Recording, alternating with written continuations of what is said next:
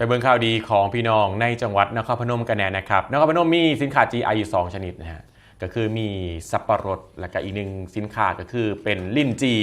ล่าสุดมีการพัฒนาสายพันธุ์ใหม่ก็คือเป็นชนิดของทุเรียนครับปลูกได้แล้วนะครับก็คือสายพันธุ์หมอนทองก้านยาวมูซันคิงประสบความสำเร็จเป็นพืชเศรษฐกิจทางเลือกใหม่ในพื้นที่ครับ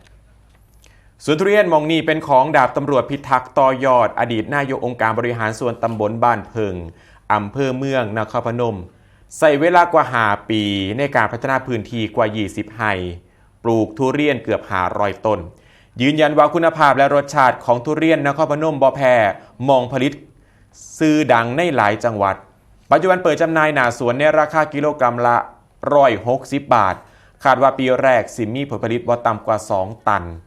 ล่าสุดนางมณพรเจริญศรีสสนครพนมพร้อมเจ้าหน้าที่จากหน่วยงานด้านการเกษตรและผู้นำท้องถิ่นก็ลงพื้นที่ติดตามความสำเร็จของสวนทุเรียนหม่องนี้ครับพร้อมหารือแนวทางส่งเสริมการปลูกพืชเศรษฐกิจในพื้นที่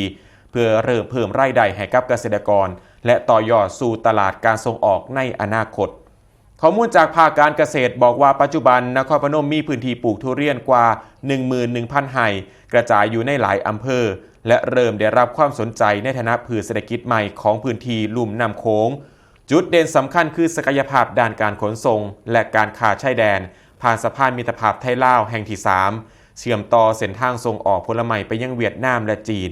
ทางนี้หน่วยงานที่เกี่ยวข้องเตรียมหารือแนวทางสนับสนุนเกษตรกรทั้งด้านการตลาดการลดต้นทุนการผลิตและการพัฒนาคุณภาพผลผลิตเพื่อเพิ่มโอกาสทางเศรษฐกิจให้กับเกษตรกรในพื้นที่ต่อไปครับ